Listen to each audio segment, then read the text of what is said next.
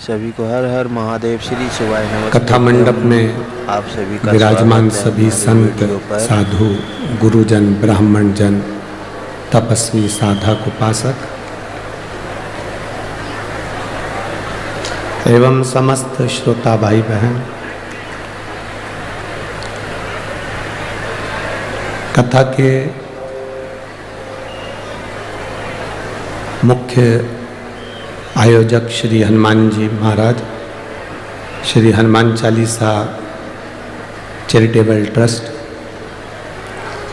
एवं सांसद श्रीमती नवनीत जी राणा एवं विधायक श्री रवि जी राणा, हनुमानगढ़ी, अमरावती। एक बार यजमान परिवार के लिए जोरदार ताली बजाकर स्वागत, वंदन, अभिनंदन।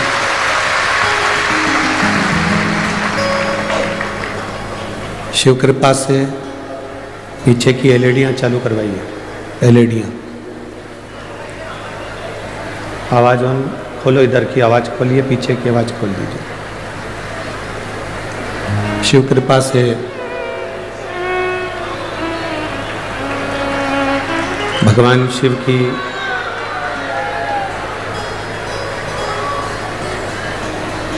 परम पावन शिव महापुराण की कथा श्रवण करने का सौभाग्य प्राप्त हुआ है।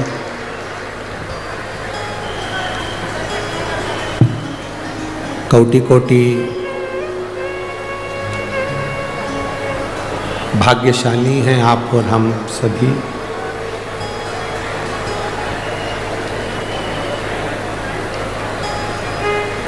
व्यक्ति के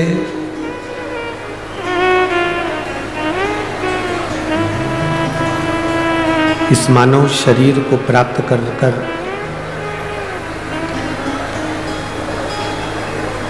हमने यदि भगवान शिव की भक्ति करी ही नहीं। पीछे देखिए, पीछे के क्या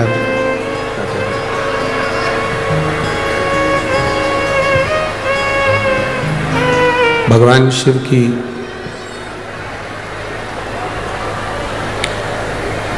भक्ति अगर हमने करी ही नहीं तो फिर ये संपूर्ण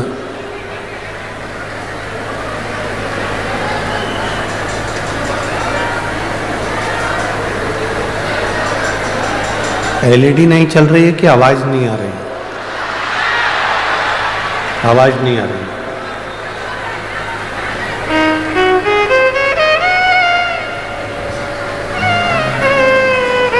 ये मानव का शरीर, मानव की देह संपूर्ण विश्व का कल्याण करने वाली है। अर्थात मानव की देह हमको प्राप्त यदि हुई है, ये मानव का शरीर यदि हमको मिला है, फिर शरीर के माध्यम से भगवान की अविरल भक्ति को इतना कर लीजिए, भगवान के भजन को इतना कर लीजिए कि फिर वापिस इस मृत्यु, हमारे भी आवाज नहीं है इसमें, वापिस मृत्यु लोक में जन्म और मरण के प्रपंच से हम सब छूट जाए।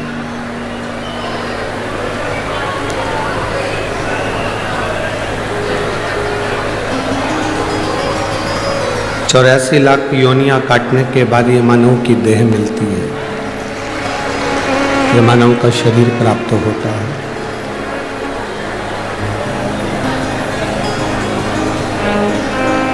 अंतिम बिंदु है मनुष्य का शरीर। अंतिम बिंदु, और इस अंतिम बिंदु मानव के शरीर में 3.5 करोड़ रोम छिद्र हैं, 21,600 श्वास प्रतिदिन ये मनुष्य के शरीर से निकल रही है।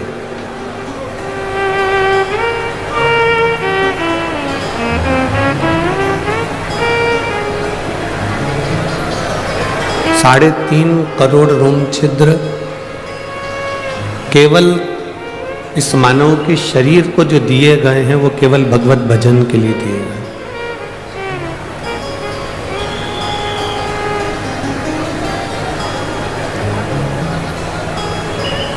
3.5 करोड़ रोम छिद्र में से यदि एक दिन में एक बार भी हमारे मुख से राम, हमारे मुख से कृष्ण, हमारे मुख से शिव, दत्त, जिसका आप गुणगान करते हो, जिसका आप स्मरण करते हो, जिसकी आप भक्ति करते हो, जिसका आप नाम जाप करते हो, यदि एक बार भी हमारे मुख से निकल जाता है तो ये समझ लें कि 3.5 करोड़ रोम छिद्र एक बार मुख से भगवान का नाम निकलने पर भी तृप्त हो जाते हैं, श्रेष्ठ हो जाते हैं।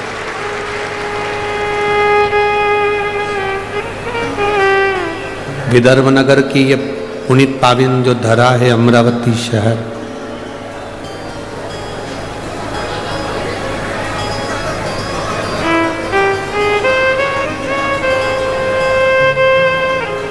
पूरा विदर्भ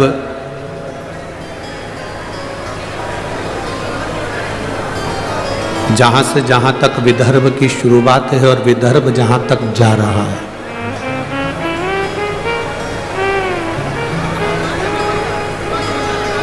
पूरे विदर्भ में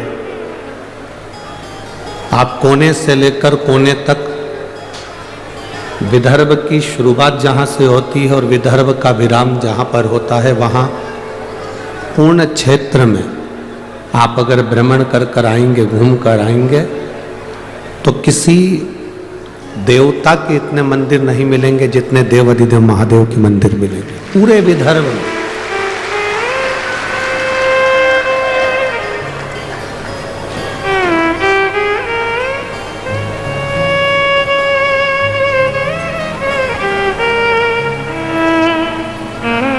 ये पूरा महाराष्ट्र, अभी नासिक की कथा में हमने एक बात कही थी, नासिक की कथा में हमने एक बात वर्णन करी थी कि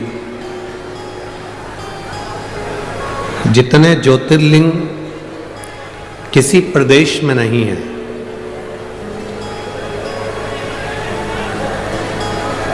किसी प्रदेश में इतने सारे ज्योतिर्लिंग नहीं है। 12 ज्योतिर्लिंग में सबसे ज्यादा ज्योतिर्लिंग महाराष्ट्र की पवित्र भूमि पर है, महाराष्ट्र की धरा पर, क्योंकि ये महाराष्ट्र की भूमि शिव की और शिवाजी की हमेशा रही है और रहेगी। छत्रपति शिवाजी की ये पवित्र भूमि है महाराष्ट्र।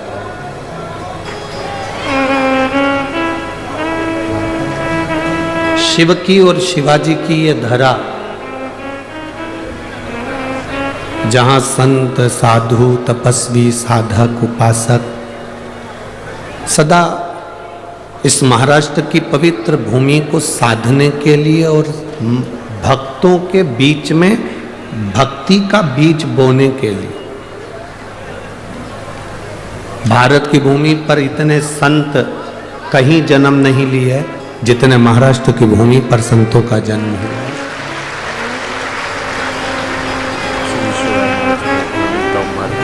और कोई साधारण संत नहीं, इस महाराष्ट्र की पवित्र भूमि पर ऐसे ऐसे संतों का जन्म हुआ जिन्होंने प्राण भी त्यागे तो भगवान में समा गए। संत तुकाराम जी, प्राण भी अगर छूटे तो श्री हरि विठ्ठल में समाहित हो गए।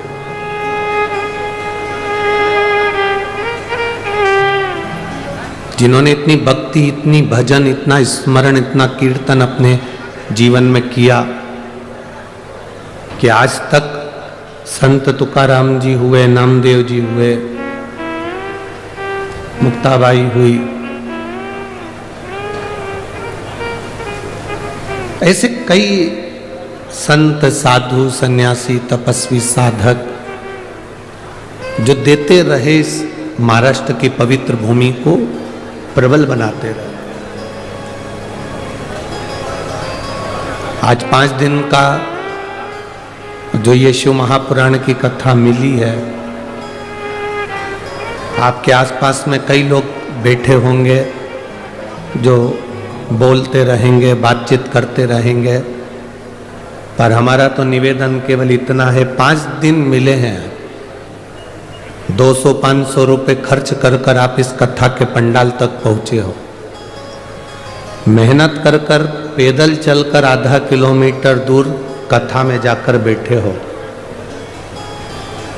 व्यर्थ की बात में नहीं पड़ना, व्यर्थ का समय खोटी मत करना। जितनी कथा मिल जाए, भगवान का नाम जाप करने का मौका मिल जाए, उसको दिल से सुनना, तो मेरा महादेव भी दिल से देकर भेजे।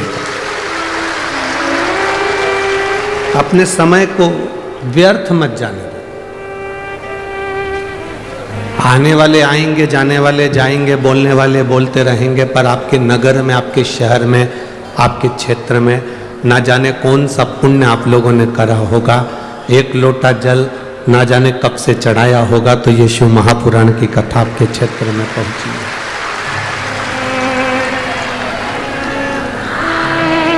श्रीमती नवनीत जी राणा जी, श्री रवि जी राणा जी, आमदार खासदार जी,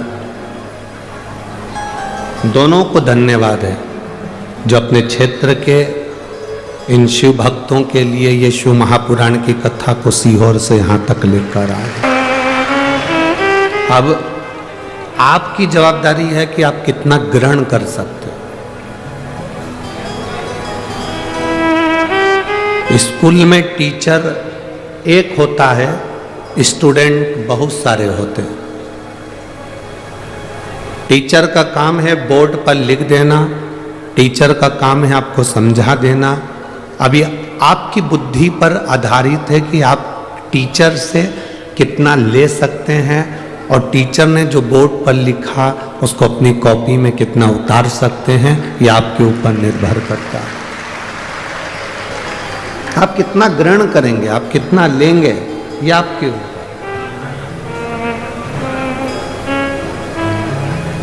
महाराज,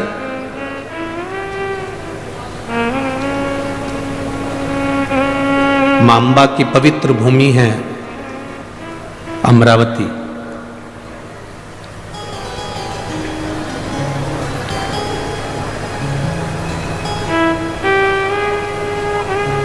ऐसी विदर्भ की पवित्र भूमि अमरावती की, इसके संपूर्ण क्षेत्र में, अमरावती से 8 किलोमीटर दूर जाओ, चाहे 11 किलोमीटर दूर जाओ, चाहे 5 किलोमीटर दूर जाओ, चाहे 6 किलोमीटर दूर जाओ, आपको भगवान शंकर का प्राचीन शिव मंदिर चारों तरफ अमरावती के प्राप्त हो जाएगा। जहां जाओगे, तुम्हारी जहां मर्जी हो वहां जाओ।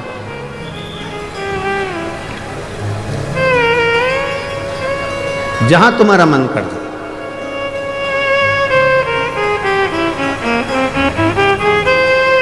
शिव महापुराण की कथा कहती है,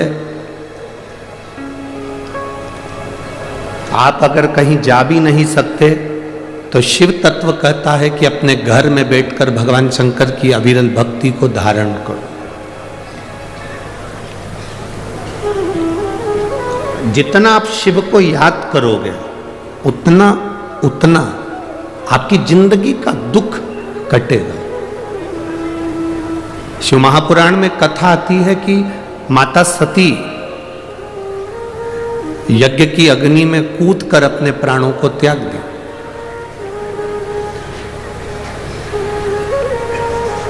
अब माता सती जब यज्ञ की अग्नि में कूदकर अपने प्राणों को त्याग दी, और माता सती प्राणों को त्यागने के बाद भगवान शिव ने जब देखा कि माता सती के प्राण जा रहे हैं, पर सती ने बहुत बड़ी गलती कर दी।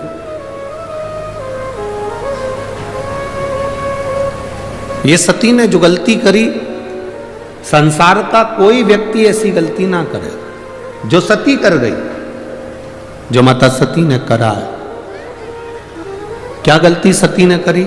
सती ने सबसे बड़ी गलती माता सती ने करी कि यज्ञ की अग्नि में सती कूद गई। हमारा सनातन धर्म कहता है कोई यज्ञ हो रहा हो, कोई अनुष्ठान हो रहा हो, कोई कथा हो रही हो, कोई प्रवचन हो रहे हो, कोई धर्म का आयोजन हो रहा हो, कोई धार्मिक आयोजन हो रहा हो, बन सके तो उसमें प्रयास करना कि अपने हाथ को आगे बढ़ाकर उस यज्ञ को पूर्ण कराने का प्रयास करना, अपना टांग अपना पांव उसमें मत अड़ाना, नहीं तो सती जल जैसे जलकर भस्म होना पड़ सकता है। माता सती ने एक गलती कर दी कि यज्ञ के कुंड में माता सती चली।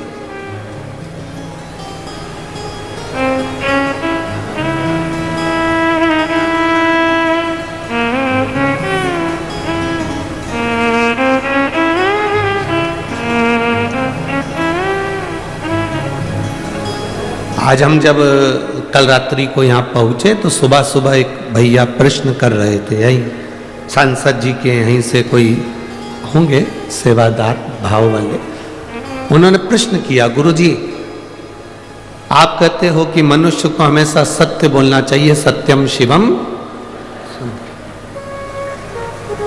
क्या व्यक्ति को कभी झूठ नहीं बोलना चाहिए? हमने कहा बोलो। कौन मना कर रहा है? पर झूठ बोलने के लिए भी एक जगह है, झूठ बोलने के लिए भी एक स्थान है। जब कोई गाय कसाई के हाथ में आ जाए, कटने जा रही हो, तब झूठ बोल दो कि ये गाय मेरी है और तू अब भी छोड़ा।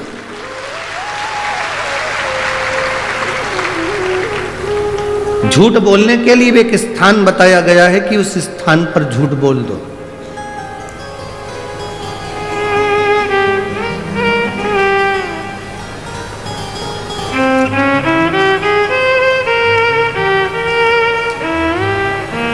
माँ अपने बच्चे को जब डराती है, अपने बच्चे को कुछ कहती है तो एकदम डराते डराते कह देती है बाऊ आ जाएगा। बच्चे को भय हो जाता है, डर जाता है, बच्चे में भय उत्पन्न हो जाता है कि बाऊ आएगा।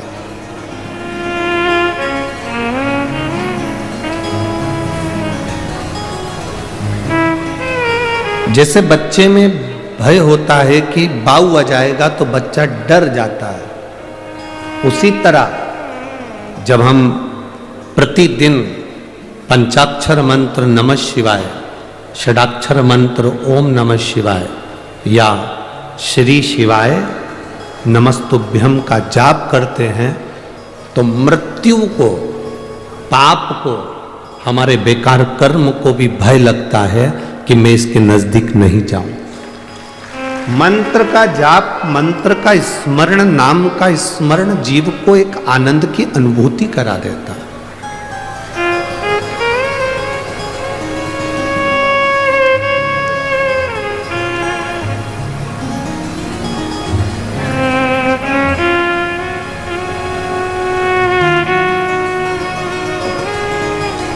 एक आनंद की अनुभूति कराने वाला होता है। महाराज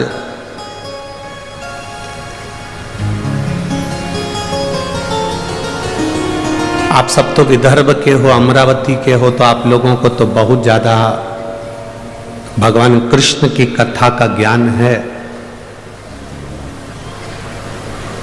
आप सब बहुत विद्वान भी हैं, पर आपने कथा सुनी होगी भगवान कृष्ण की धर्म पत्नी रुक्मणी जी की बुआ।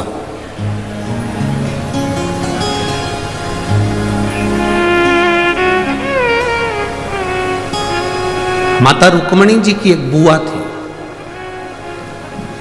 जिनका नाम इंदुमती था। क्या नाम था? जम के बोलो जरा। इंदुमती।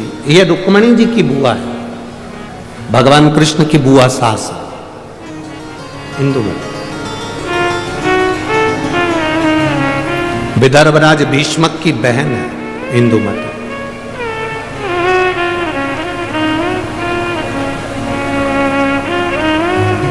विदर्भ किस भूमि पर, पवित्र भूमि पर इंदुमती रहती, अपने भाई राजा भीष्मक के साथ में आनंद के साथ निवास करती।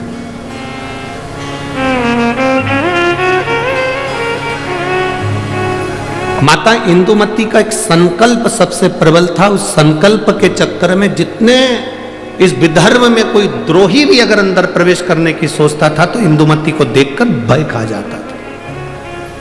इंदुमती को देखकर उसको भय लगने लगता था। जब किसी का संकल्प बड़ा पक्का होता है, जब किसी का संकल्प बड़ा प्रबल होता है तो द्रोही भी डरता है, दुश्मन भी डरता है। अगर आपका संकल्प पक्का है तो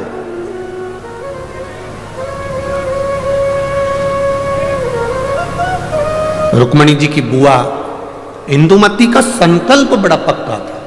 और हमने पहले भी कथा में कहा कि संकल्प लेना तुम्हारा काम है और पूर्ण करना महादेव का काम है।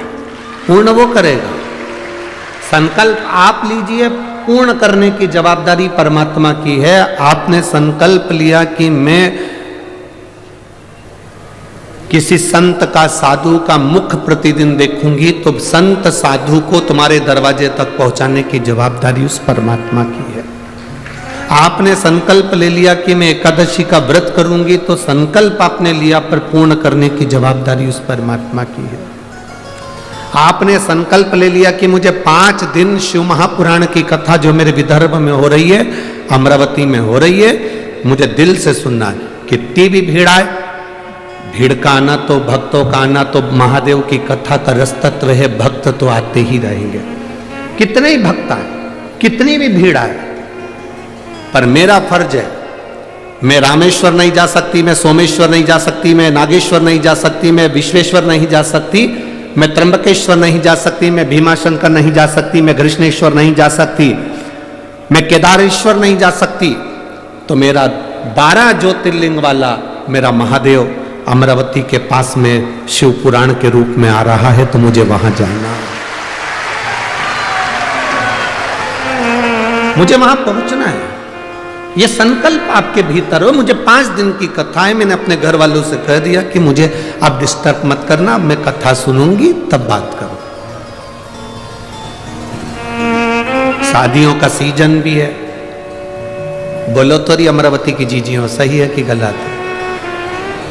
अब शादियों का सीजन है तो जिनकी उनसे रिश्तेदारी है वो वहां चले गए, जिनकी इससे रिश्तेदारी है वो यहां आ गए। ये तो रिश्तेदारी का क्रम है, जहां जिसका संबंध बैठ जाए, ये संबंधों की बात है। और एक बात आज आप लोगों को कहूंगा इस अमरावती की पवित्र भूमि से, 24 घंटे परिवार वालों को साथ दे दो तो भी तुम्हारे मरने के समय पर वेंटिलेटर पर अकेले ही रहोगे, कोई नहीं रहेगा। 24 घंटे पति पत्नी, परिवार, नाते रिश्ते, बेटा बहू, कुटुंब, कबीला, भाई बंधु, सखा, किसी को भी 24 घंटा दे दो, पर वो 24 घंटा तुमने जिसको दिया, तुम्हारी दुख की घड़ी में जिसको तुमने 24 घंटा दिया, वो 24 घंटा साथ रहने वाला तुम्हारे पास में नहीं होगा। पर तुम जो 1 लोटा जल 5 मिनट शिव जी के मंदिर में जाकर जो चढ़ाती हो ना, वो तुम्हारा 5 मिनट ना जाने कितने जन्मों के दुख को काट दे।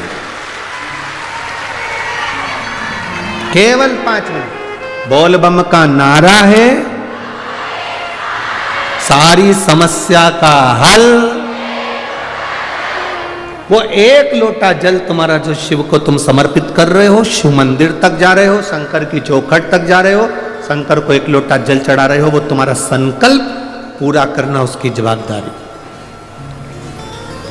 आप सब विदर्भ के निवासी हो, आपको भगवान कृष्ण की, रुक्मणी जी की और उनके पूरे परिवार की पूरी कथा मालूम होगी। हम जानते हैं, आप सब विद्वान हो, आप सबको मालूम होगा कि विदर्भ राज भीष्म की कथा क्या है। पर इस व्यासपीठ पर हम इतना सा वर्णन करेंगे कि विदर्भ राज भीष्म की बहन इंदुमती का जो संकल्प, उस संकल्प के आगे अच्छा योद्धा भी उसके सामने नहीं आता था।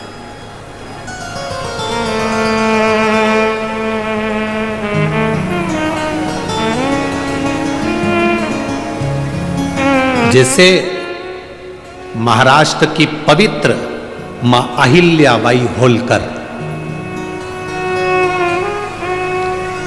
मां अहिल्याबाई होलकर के सामने जब चारों तरफ से आक्रमण हो गया तो मां अहिल्याबाई होलकर ने देख लिया कि मेरी सेना कम है और विद्रोही ज्यादा है। सेना मेरी कम है पर विद्रोही ज्यादा है। तब मां अहिल्याबाई होलकर ने भगवान शंकर के शिवलिंग को अपने हाथ में लिया और युद्ध के मैदान में पहुंच गई।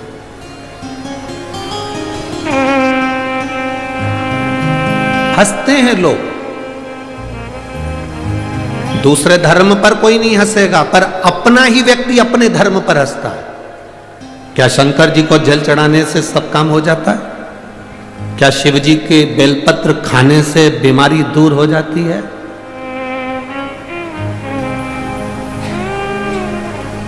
क्या श्री शिवाय नमस्तुभ्यम बोलने से कोई लाभ हो जाता है? ये पहले दिन के पत्र हैं, आधे इधर रखे हैं, थोड़े इधर।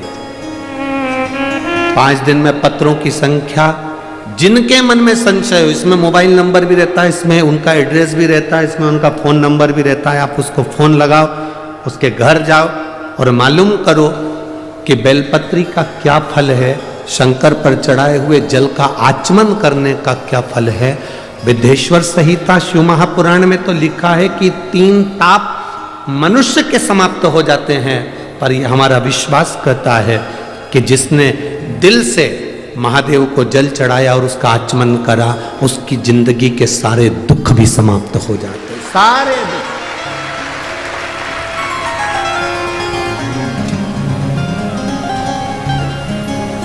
खाली ना जाता कोई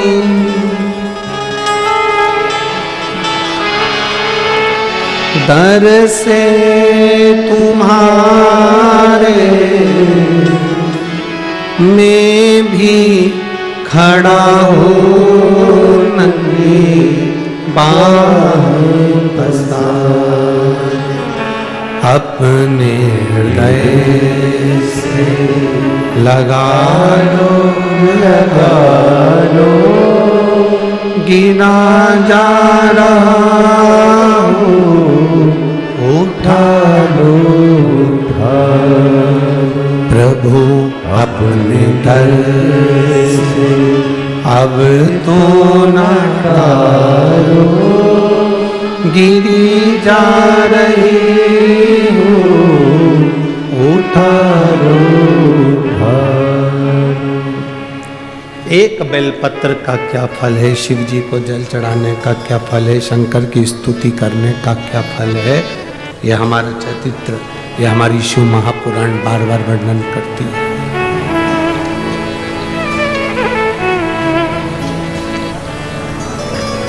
इंदुमती माता रुक्मणी जी की बुआ, विदर्भराज भीष्म की बहन इंदुमती बड़ी प्रबल, उसका संकल्प बड़ा प्रबल था, बहुत प्रबल।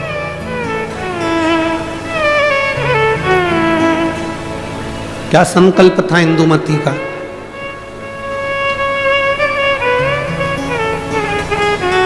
जिसका संकल्प प्रबल होता है, उस संकल्प को पूर्ण करना महादेव का काम होता है, और जो संकल्प लेता है वो भी भटकता नहीं है।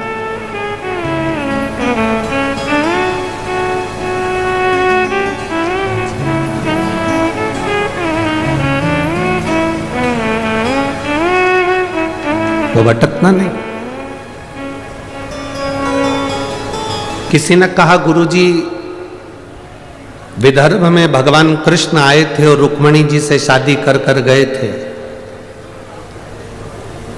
हमारे यहाँ की बेटी चंद्रवंश में भी आई है, इसलिए विदर्भ वालों को बड़ा थोड़ा सा आकड़ रहती है कि हमारे यहाँ की बेटी द्वारका गई है। दुगनी अकड़ करो तुम अपनी तरफ से।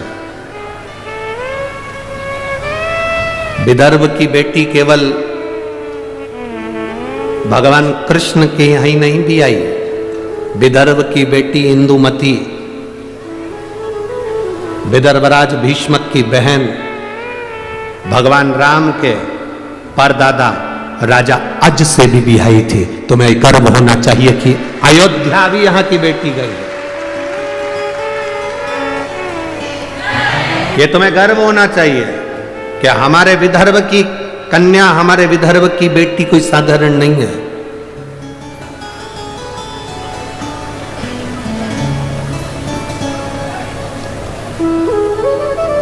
विदर्भ की बेटियां संपूर्ण विश्व में कहीं ना कहीं अपनी ध्वजा पताका फहराती ही है, निश्चित। दूसरे को जान दो, यहीं देख लो कथा की यजमान। अब दूसरे की क्या चर्चा।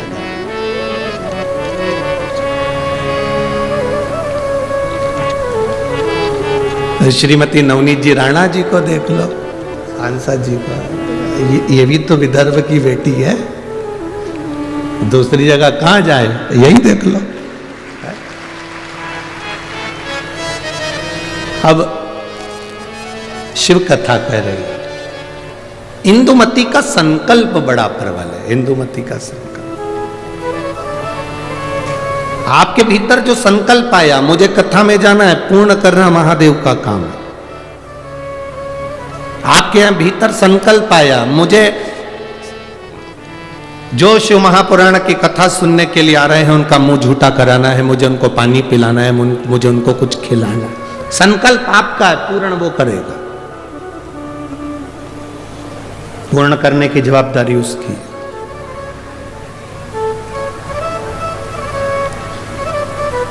आप केवल संकल्प ले सकते हो, पर पूर्ण वही करता है। और जब वो पूर्ण करता है तो कुछ ना कुछ सुख जरूर देता है। एक व्यक्ति ने, एक गुरुजी जा रहे थे, गुरुजी ने एक व्यक्ति से कहा, तू इतना विद्वान होने के बाद तूने जिंदगी में कोई संकल्प नहीं लिया, कोई संकल्प ले। उसने कहा, गुरुजी देखो फालतू के लफड़े में मुझे मत पालो कि मैं कोई संकल्प लूं, मैं कोई संकल्प नहीं लूंगा।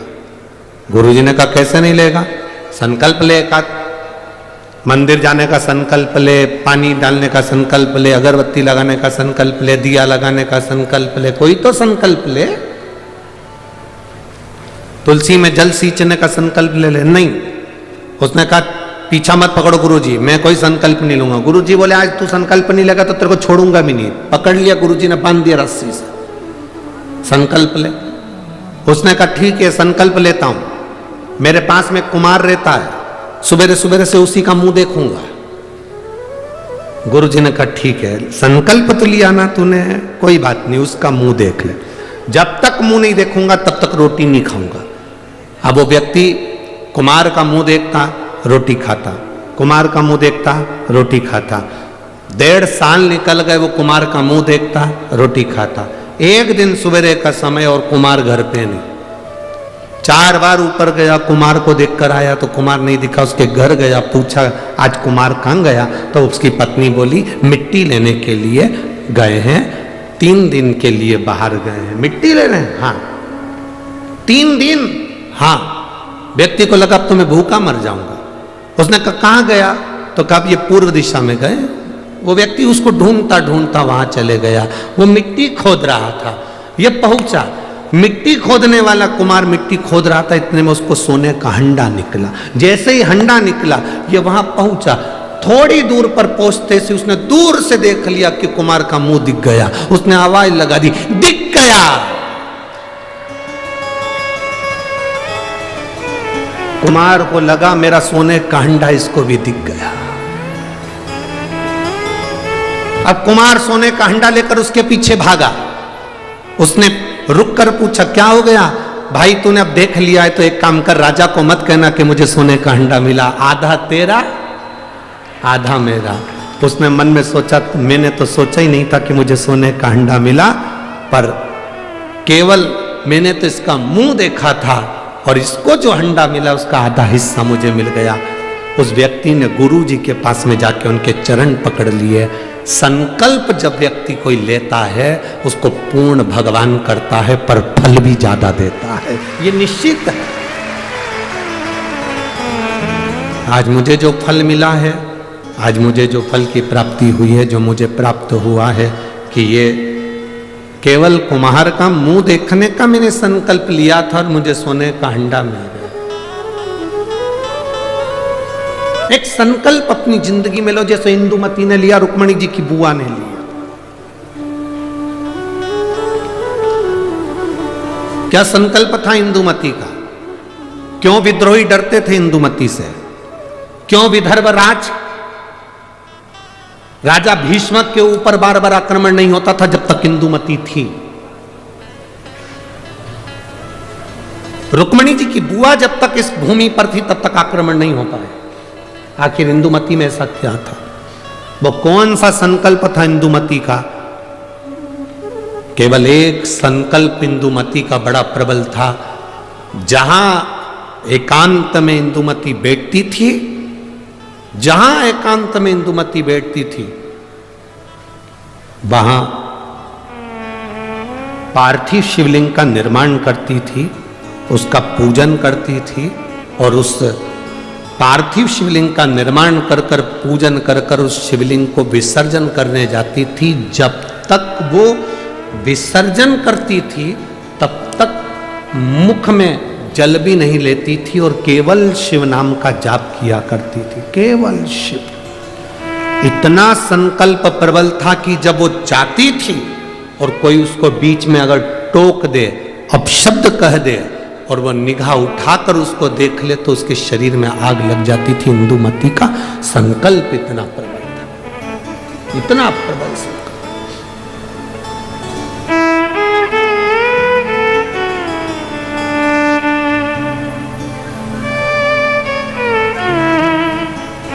शिव महापुराण की कथा कहती है, शिव तत्व कहता है, देवादिदेव महादेव की कथा वर्णन करती है। इंदुमती कोई साधारण नहीं थी, उसकी भक्ति कोई साधारण नहीं, उसकी भक्ति साधारण नहीं है। इंदुमती साधारण नहीं है। एक पार्थिव शिवलिंग का निर्माण करना, पार्थिव शिवलिंग जानते हो ना सब लोग? जम के तो बोलो जरा, जानते हो ना सब? मिट्टी का पार्थिव शिवलिंग का निर्माण जब हम करते हैं तो दुनिया के लोगों को लगता है कि हमने शिवलिंग बनाया, हमने शिवलिंग बनाया एक, तो एक शिवलिंग के पूजन का फल मिल रहा है। ये दुनिया के लोगों को लगता है कि एक शिवलिंग के पूजन का फल मिल रहा है, पर शिव महापुराण की कथा कहती है पार्थिव शिवलिंग का निर्माण करना और उसकी पूजन करना, उसका मतलब है पार्थिव शिवलिंग को बनाने में जो मिट्टी हम एकत्रित करते हैं, उस मिट्टी में जितने जितने बारीक बारीक कण होते हैं, एक एक धूल का कण, मिट्टी का कण जितने एकत्रित होते हैं शिवलिंग को बनाने में, आप शिव जी का जब स्नान कराते हो, पूजन कराते हो, बेलपत्र चढ़ाते हो, तो जितने मिट्टी के अंदर बारीक बारीक कण होते हैं जिससे जुड़कर पार्थिव शिवलिंग का निर्माण होता है, वो 1000 करोड़ शिवलिंग की पूजन एक साथ हो जाती है एक ही बार में। उतना फल हमारे खाते में चले जाता है, उतना फल।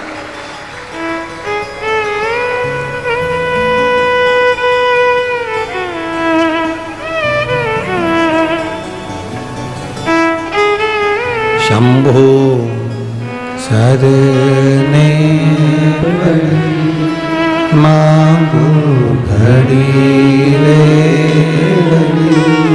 दुख काटो दया करी दर्शन आपो। शंभो शरणे पड़ी मांगू घड़ी रे घड़ी, दुख काटो दया करी दर्शन आपो। एक पार्थिव शिवलिंग का निर्माण करना मतलब लाखों शंकर भगवान के स्वरूप की पूजन करना, एक पार्थिव शिवलिंग का निर्माण करना।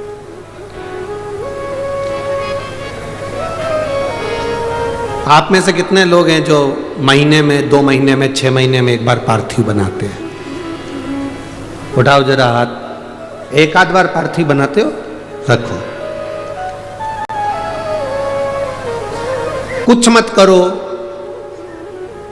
आज अमरावती की इस पवित्र धारा से एक संकल्प ले लो कि महीने में, जो हर महीने शिवरात्रि आती है, मैं महीने की हर महीने जो शिवरात्रि आती है उस शिवरात्रि पर अपने गमले में, घर में जो मिट्टी हो, गमले में मिट्टी हो, पेड़ पौधे की जो मिट्टी हो, अपने गमले की ही मिट्टी को वहीं पर ऊपर उठाकर उसी गमले के अंदर शिवलिंग बनाकर वहीं पर पूजन कर वहीं पर उसका विसर्जन कर दूंगी। उसका भी जो पुण्य है उतना ही मिलेगा जितना पार्थिव शिवलिंग के पूजन का। कोई नियम बना लो कि 1 महीने में एक बार मुझे पार्थिव बनाना। कोई नियम बना लो मैं 3 महीने में एक बार पार्थिव बनाऊंगी। कोई नियम बनाओ कि मैं 6 महीने में एक बार पार्थिव बनाऊंगी। कोई नियम बना लो कि मैं साल भर में एक बार, जो सावन के महीने में शिवरात्रि आती है, जैसा आप लोग सब ऑनलाइन बनाते ही हो, पार्थिव का निर्माण करो। एक संकल्प अपने भीतर।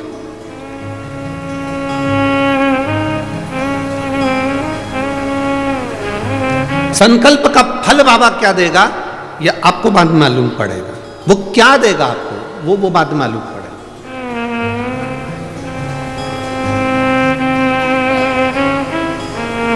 और तेरी कृपा बिना न हिले एक भी अणु, लेते हैं श्वास तेरी कृपा से तनो तनो।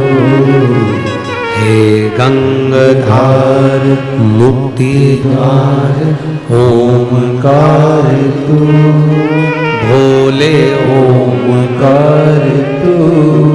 आयो शरण तिहार शंभो तारकार तू। बखान क्या करूं मैं राखों के ढेर का, चपटी भभूत में खजाना कुबेर का। हे गंगाधार मुक्ति द्वार ओमकार तू, भोले ओमकार तू। आयो शरण तिहार शंभो तार तार तू। एक संकल्प अपने भीतर होना चाहिए। जब हम संकल्प ले लेते हैं तो पूर्ण वो करता है और उसका फल भी बहुत देता है।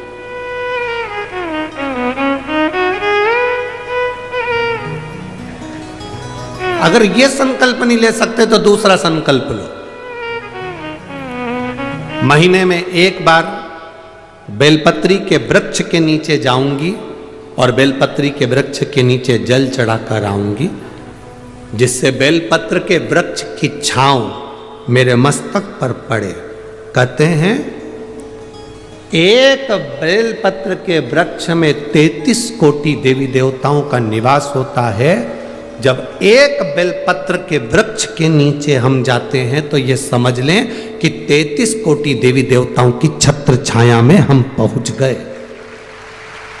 33 कोटि देवी देवताओं की छत्र छाया में हम पहुंचे। ये भाव अपने भीतर प्रकट करो।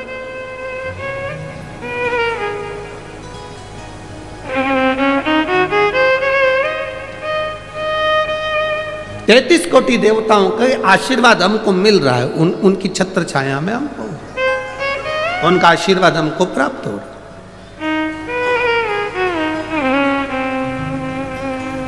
एक संकल्प अपने भीतर होना चाहिए।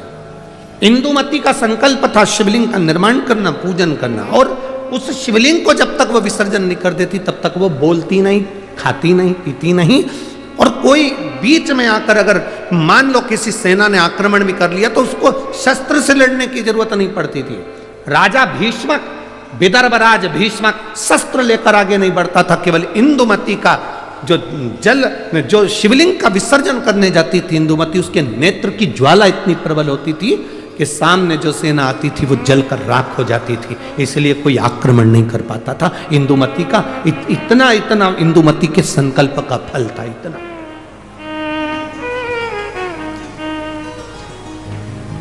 कोई सहज है शंकर भगवान की भक्ति करना, शिव नाम लेना, राम नाम लेना, कृष्ण नाम लेना, भगवान की भक्ति को धारण करना, दत्त नाम लेना, कोई साधारण है?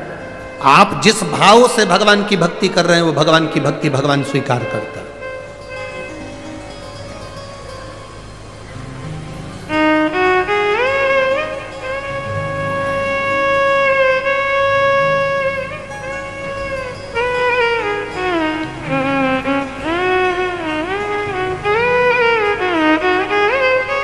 केवल मृत्यु लोक में बैठकर भगवान का नाम लेना और उस तक पहुंचना। आजकल के नवयुवक लड़के बहुत सारे प्रश्न करते हैं।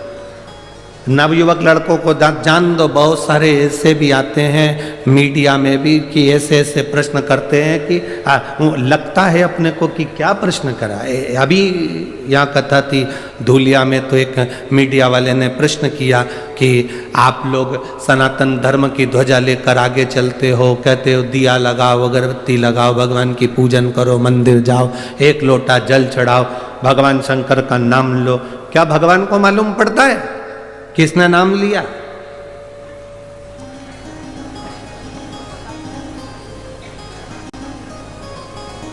क्या उसको प्राप्त होता है?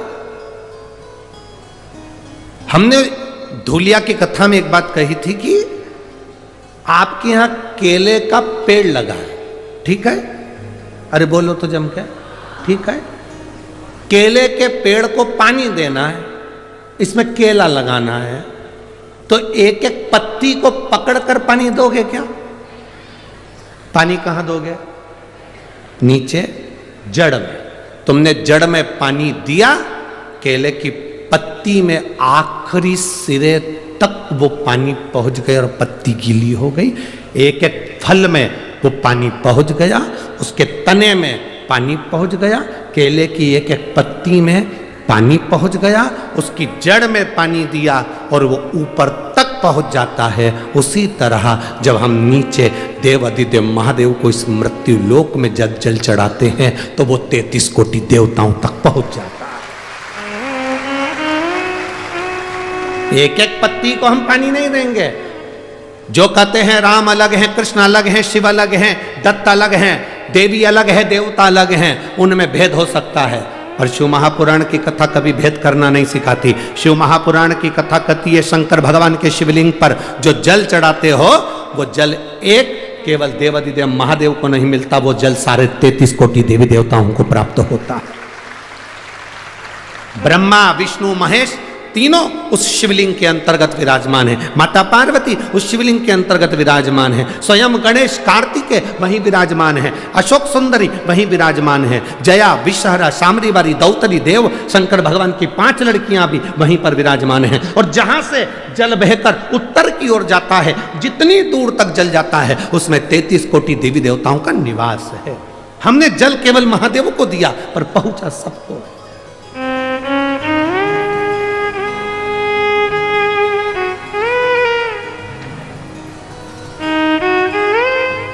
आप में से कितने लोग हैं जो शंकर जी को रोज 1 लोटा जल चढ़ाते हैं? उठाओ जरा हाथ। सभी हो? धर लो, वापिस धरो, वापिस धरो। बहुत बढ़िया, जाना चाहिए। तेरे मंदिर में आना मेरा काम है और मेरी बिगड़ी बनाना तेरा काम है। ये उसके ऊपर निर्भर करता है। हमारा फर्ज है हम उसके दरवाजे तक जाएं।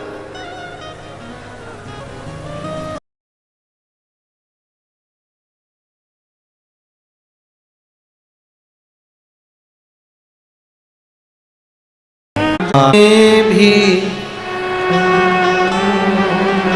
बाहें बसाए अपने हृदय से लगा लो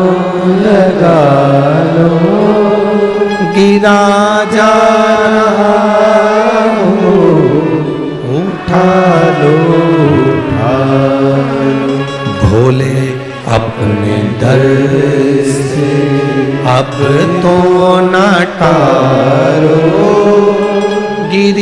जा रहे हो, उठा लो, उठा।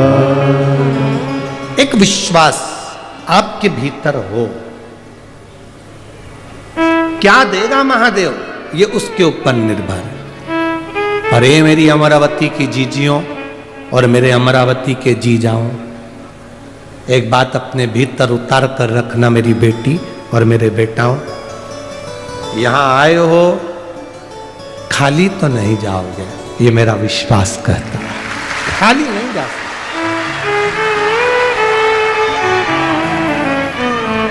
वो खाली नहीं भेज सकता, देख के भेज।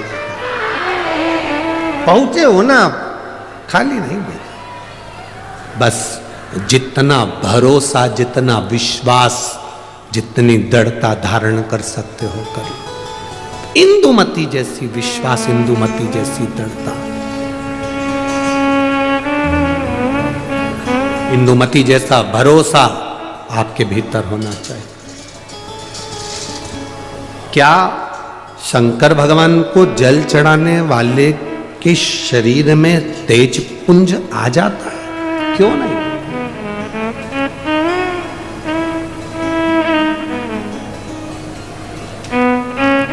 शंकर का मंदिर है क्या? शिव का मंदिर क्या है? शिवालय क्या है?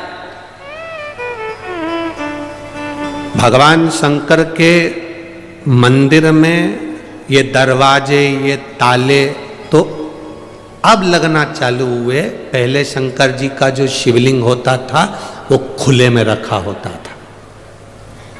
कई बुजुर्ग माताएं यहां पर बैठी होंगी, बुजुर्ग भाई लोग बैठे होंगे, उनके स्मरण में होगा।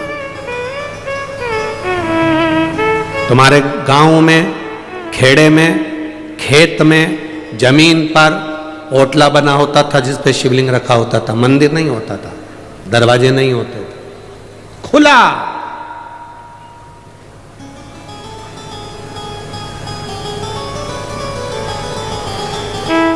अमरावती में लाइट की डीपी जो होती है ना, लाइट की डीपी, डीपी देखी है ना? अरे बोलो तो जम के, देखा है ना?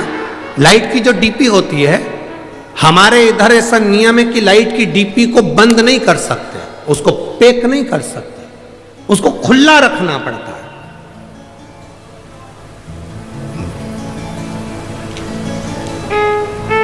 लाइट की डीपी को खुला रखेंगे तो वो ऊर्जा प्रदान करती है। और कोई लाइट की डीपी खुली है और अचानक जाकर कोई छू ले तो करंट लगेगा कि नहीं लगेगा? अरे बोलो तो जम के, लगेगा ना। खुली, और कई कई जगह तो लिखा रहता है डीपी से इतनी दूरी बनाकर चलना, पास में से मत चलना, नजदीक से मत जाना, इतनी दूर से वो डीपी खींच लेती है और करंट लग जाता है। कई कई डीपियों में इतना बल होता है कि दूर से खींच लेती है। हमारे यहां जितने शंकर के शिवालय थे खुले थे, खुले। कोई भक्त दूर से भी भगवान का नाम लेकर जा रहा है तो मेरा महादेव उसको खींच लेता है, मेरा शिव उसे खींच लेता है। वो बल, वो पावर मेरे देवाधिदेव महादेव। अकाल मृत्यु वो मरे जो काम करे चंडाल का, काल उसका क्या बिगाड़े जो भक्त हो महा काल का। जो शिव की आराधना करता हो, शंकर का उपासक हो, जो शिव का गुणगान करता हो, जो शिव भक्ति में डूबा हुआ, उसको क्या दुख, क्या तकलीफ?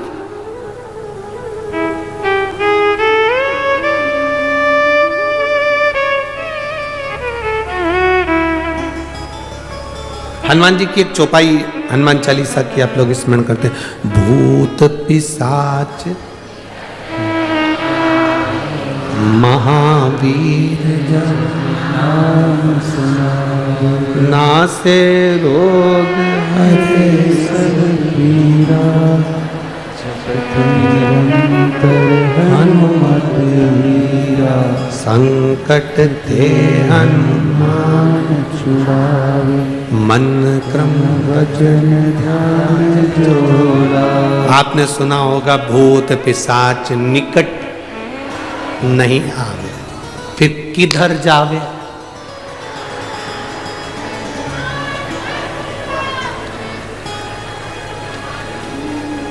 भूत पिशाच निकट। तुम कहते हो कि भूत पिशाच हमारे पास नहीं आए, बोलो री जी जियो।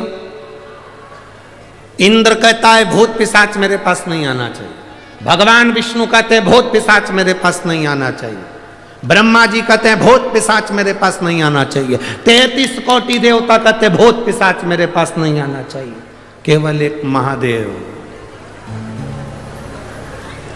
भूत पिशाच निकट में। शिव जी ये कैसे हैं?